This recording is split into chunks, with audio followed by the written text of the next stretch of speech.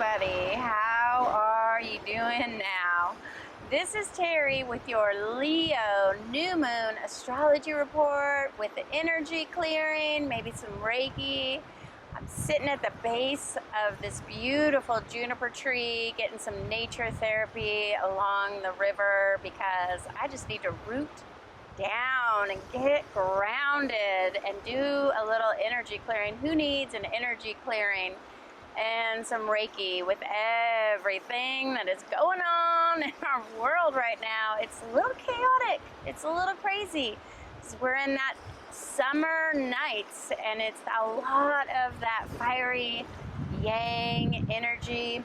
And we just had these incredible solar storms on Monday. Maybe you were able to see the aurora borealis as we had a massive X14 solar storm on Monday. I'm recording this on Tuesday, feeling pretty exhausted, pretty energetically depleted. If you are a healer, light worker, starseed, or just a highly sensitive person, let me know in the comments if you're feeling exhausted and overwhelmed just by all the energy as we're in this LIONSGATE portal. Lots of ascension symptoms happening, solar storm symptoms. We did a separate recording about all the solar storm symptoms. I'll link it down below because you may be experiencing some solar storm symptoms. Let me know in the comments if you are. And there's just a lot going on right now in our world. And I just taught a massive Reiki 2 class, just big energy, you know, and so I was feeling pretty exhausted today, but I really wanted to get this out. I'm sorry that I'm running a little bit behind on these. We're soaking in this powerful LIONSGATE portal right now with all that ascension energy. Maybe you're feeling some energetic downloads. Maybe you're having mystical, magical dreams. I've been having really otherworldly dreams. Or maybe you're just having insomnia, or maybe you're having resistance, or maybe you're feeling scarcity or tension and anger, or crankiness. There's a whole bunch of different symptoms that can come with this combination of the LIONSGATE energetic portal that happens every year when we're in this SIRIUS Star gateway. And I talked more about that in my last Capricorn blue moon. If you haven't seen that video and you want to learn all about what the LIONSGATE is, check that out. And I've kind of lost my voice because I've been doing so many LIONSGATE astrology Zooms, combined with the fact that we're under smoky skies where I live in Oregon, which is in all these wildfires. And I've been kind of bumming out because of the Chico fires. That is my home college town where I went to college. I love Chico. I've been sending distance Reiki to the situation, praying for rain, doing the hata hata for rain, hoping and praying that somehow the region of Chico, California will just get massive rain to just quench these fires that are creating their own fire tornadoes and their own pyrocumulus clouds. It's like nothing we've ever seen. It's one of the largest fires burning right now. And my Reiki prayers go out to all my friends in Chico. If you're in Chico or you're in Northern California, let me know in the comments and I'll send you distance Reiki, maybe an energy clearing and a lot of prayers because it's really kind of got me bummed out. But there's just so much energy happening on our planet right now as we are in this crossroads between what was and what has not yet been born. This has been all year long with the eclipse portals in that Aries. That Aries is all about the rebirth and birthing something new. And I think that our whole country is sort of having these birth pangs right now. And now that we're in the LIONSGATE, everything is really coming up for a lot of people. I've been doing a lot of really powerful Reiki healing sessions where just a lot of people are having birth pangs. They're starting something new, but they don't really know what the next step is or where they're going next. And that seems to be the theme of this LIONSGATE portal. And I did a Lionsgate astrology sale. I did these 8 Zooms, which all the Zooms sold out, but you can still get your Lionsgate astrology chart reading along with distance Reiki and a pendulum energy clearing through quantum healing. I sent it to you and it's just $88. I'll link down below if you're in a time of unknowing, uncertainty, maybe you're having birth pangs. This astrology chart can set you on the trajectory. It can tell you what your next steps will be. And I tell you where that Sirius star shows up for you, and also reading the house of Leo, my favorite Leo, because I am a Leo rising. So I love looking at the house of Leo in people's charts. If you are a Leo, maybe your sun is in Leo and it's your solar return right now, or your Leo rising, or wherever you have Leo, leave it in the comments. I would love to give all my Leo friends a little mini intuitive reading about what that means for you, wherever Leo is showing up. And we have the sun and moon at Leo, this new moon at 12 degrees. And this will be crossing over Kamala Harris's Mars in Leo as this new moon in Leo waxes towards that full moon. It will be crossing over Kamala Harris's Mars. And we just had Venus in Leo in conjunction with Kamala Harris's Mars in her 3rd house of communication. And that Venus-Mars conjunction really made her words like a magnet for the people. And can you believe she raised $200 million in just 1 week? That was record breaking, and it really came from the way that she communicated with the people. She communicated about belonging, she communicated about love, she communicated about creating community. And these are all things that are in that 3rd house of communication. Communication brings people together. And we really saw that when Venus and Mars conjunct Kamala and she took the center stage. It was such a beautiful astrological moment. And if you haven't already watched, I did a whole separate video about the astrology of Kamala Harris. And I knew we were going to be in this moment. I predicted it like months ago that something was going to happen, a crisis would occur, and Kamala would take the stage, and Kamala would be our candidate. And here we are. I love it when all my friends tell me I'm crazy, but then it comes true. So here we are, and we've got that Venus in Leo right now, that divine feminine rising that is like a lioness ready to roar. And Kamala took the stage, and boy, did she roar like a Venus in Leo. So she has her Mars in Leo, but when the Venus conjunct her Mars, she had her roar on. It was a beautiful thing. And Venus and Venus, I have my little Venus fork here, and Venus on this new moon will be at 29 degrees.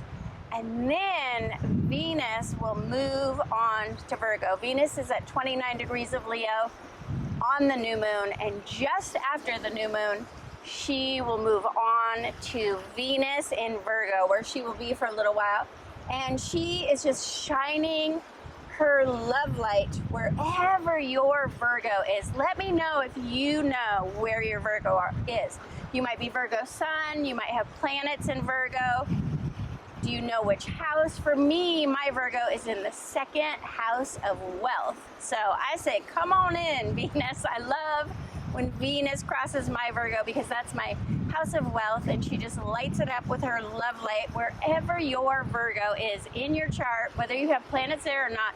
Venus will be shining her light for you. And Venus in Virgo, Virgo rules the 6th house of health. So Venus in Virgo is all about our health and well-being, our wellness. And Venus in Virgo is a calmer, more sovereign energy. It's time to pull your energy back in. Venus in Leo was very outgoing. We were doing a lot. We were so busy and fired up, right?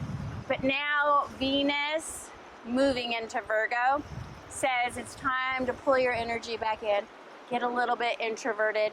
It's time to focus on your self-love, your sovereignty, taking care of yourself, and doing your self-care, maybe getting a massage, getting some healing, doing a Reiki session, taking care of yourself, loving yourself, and putting yourself first this month before you serve all the others. It's like on the airplane when you have to put your oxygen mask on first before you can help everyone else. Venus and Virgo is a time to put your oxygen mask on, take care of yourself so you can take care of others.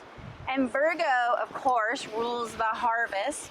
So now Venus is coming to bless our harvest just as we will enter into that Virgo season just after the Leo season, and we start thinking about harvesting and our foods and all of our food supplies and everything. So I think Venus in Virgo is really a time to light up what we need to do for ourselves. How do we nourish ourselves?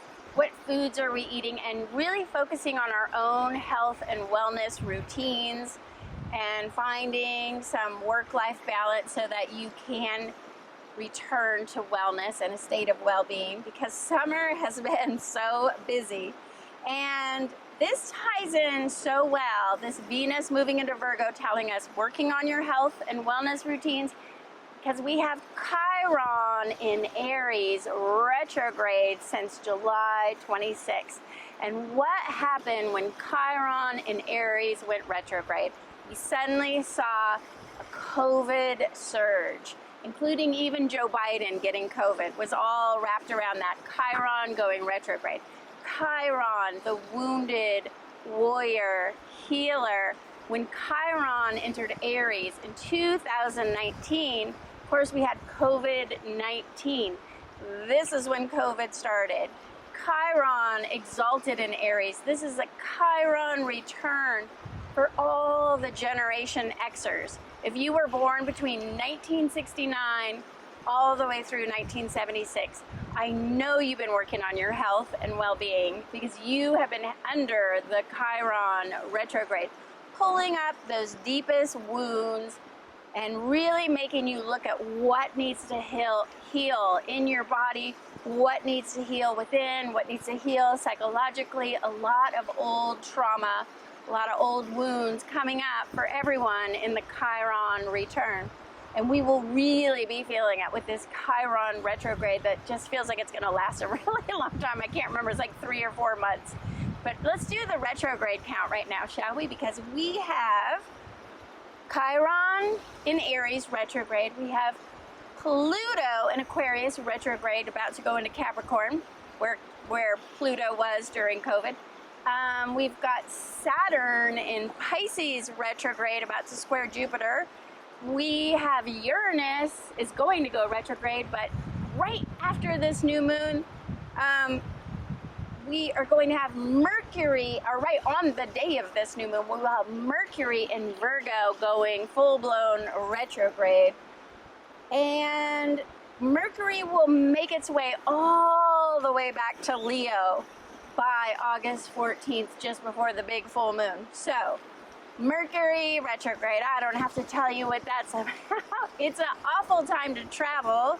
And even when Mercury was in shadow, we saw all those problems at the airport. So just imagine when Mercury in Virgo goes full on retrograde, we're going to have problems with traveling, problems with all things Virgo, problems with your health and wellness. I wouldn't really want to have a surgery or a medical procedure during this Mercury in Virgo. And just communications and relationships and the harvest, there's so much that could be affected by this Mercury in Virgo. I might have to do a separate report because I have a lot to say about that.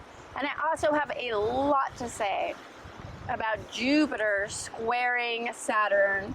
This is the talk of the month. This will come closer to that full moon happening on August 19th. And I just picture Jupiter now in Gemini. Jupiter and Mars both are in Gemini now. And we will have a Jupiter-Mars conjunction later too. Jupiter in Gemini has a lot to say. Jupiter in Gemini is very braggy, but I picture Jupiter in Gemini, like that happy-go-lucky lab, like my dog. A happy-go-lucky dog who's just cruising down the trail, no worries. And then he runs into Saturn, dun dun dun, the Lord of Karma, and they're in a square. And the Lord of Karma says, stop, you happy-go-lucky dog.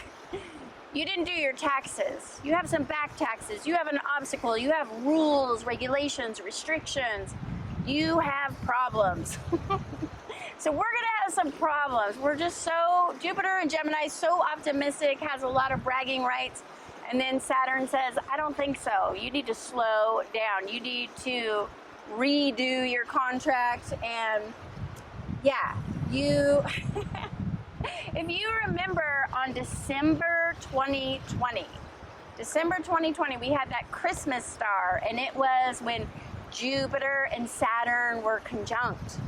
And that was such a big deal. We went out and saw that conjunction, and it was beautiful, but it was very intense when Jupiter and Saturn come together. They're like very different personalities, and it creates a lot of crazy. So Jupiter squaring Saturn is going to make that diamond making pressure, and they're going to force us to evolve or die trying on this month. So I don't know what's going to come of that, but I'm going to do a whole separate report on that because there's so much to unpack. And you'll also want to mark your calendars for Jupiter and Mars and Gemini when they come together in conjunction, August 14th. I'm going to unpack that in a separate report. I got a lot to do. And then we'll have the full moon on August 19th. And then we have Venus trining Pluto. This is a really big deal.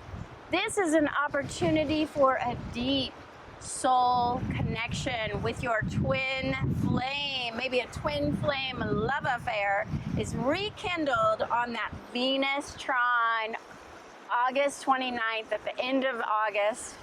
And then eclipse season is looming too. We have our first full moon total lunar eclipse happening September 17th. Mark your calendars for that one. And it's about time I start having my eclipse astrology sale so I can start reading what these eclipses, the fall eclipses, will have. I'm gonna post my fall eclipse astrology sale. Get your chart now so that you can get one of those Zoom readings, because I'm limited by time and space how many people can get the Zoom readings, and I think I'll do 13. That feels like a lucky number for the fall. 13 Zoom readings for the eclipse astrology sales to tell you what's going to happen in fall. Especially important if you are Aries, Libra, Pisces, Virgo. Those are the signs that will be affected this fall. And wherever, we all have Aries, Libra, Pisces, and Virgo somewhere in our chart, right? And I also want to talk about, on this new moon, the Pleiades, the 7 sisters shining so bright. I was looking out at the night sky, just looking at Pleiades the other night, and they're coming in so strong right now as we have Venus representing that divine feminine rising. We also have Pleiades, the 7 goddess sisters who are coming in so strong. And I feel so connected with Pleiades myself. Sometimes I think I'm from Pleiades or something. And these divine feminine goddesses were turned to birds who became messengers to the gods. And it was Zeus who turned them into birds and then into stars, really as a way to protect them from predators, because there were some male predators, so many male predators in the ancient Greek lore. And there's some really incredible stories. It's a story for all womankind. If you are a feminist, if you do women's studies, look to the Pleiades, research the Pleiades. There's so much there about women's sovereign power. And the Pleiades are Alcyone, Astaroth, Seleno, Electra, Maya, Merope, Taygeta, and their parents are nearby in the stars, Atlas and Pleione. And Maya is the most powerful of the Pleiades. She is known as the Great One, goddess, high priestess, maybe like the oldest sister who bosses everyone else around. She's really the powerful, shining, the brightest in the Pleiades. And then Alcyone is the queen who lords over Poseidon's kids, and she is also shining so bright. And Electra, the goddess Electra, there's the whole Electra complex in psychology. Electra is not visible anymore, but she used to be visible. And the seven sisters, they form, if you look for them in the night sky, get a star app. I have a star app on my phone. They look like a question mark. And it's just a sort of question mark. And Electra is the star. It's almost like the dot of the question mark that is no longer visible.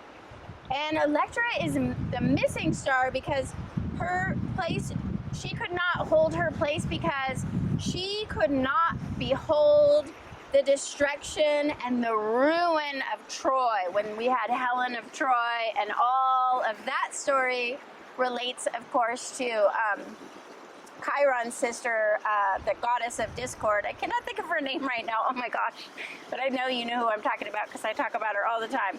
But when Helen of Troy was destroyed, Electra just, Eris, the goddess of discord, was the one who brought the golden apple and said, "To the fairest of them all," and she started all the chaos that became Helen of Troy. All of these stories are just so beautiful. I highly recommend you checking them out. But when Eris started Helen of Troy, Electra just couldn't even look. She just had to look away, and she made herself invisible. She disappeared in the night sky when all of that was going on. And this lunar cycle, Mars has been activating, Mars was really activating the Pleiades with a conjunction of 29 degrees of Taurus. Right before Mars entered Gemini, Mars conjunct the Pleiades. You can find the Pleiades astrologically at 29 degrees of Taurus. So wherever you have 29 degrees of Taurus in your chart, that's where the Pleiades are. And Pluto retrograde is trine the Pleiades right now, and this is giving us an opportunity to delve into these myths even deeper, to go into the underworld, to try to uncover what is the meaning of the Pleiades. And there's a real shadow, it's women's shadow energy. It's women being victimized, but Pleiades also represents women can rise up and shine bright like a victor instead of a victim. And this shadow work is all about the divine feminine rising that we are having on our planet right now. And Neptune is currently sextile Pleiades.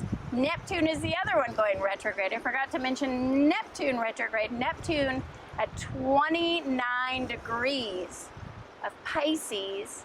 That critical point is retrograding back and sextile, and that's creating this mystical, magical connection, a harmonious transit to Pleiades, where Pleiades is being lit up by Neptune. And this allows us to really access that Pleiadian energy. You can just make an intention this new moon to connect with the Pleiades and see if something doesn't come in your dreams and visions about the Pleiades. It's really, really powerful.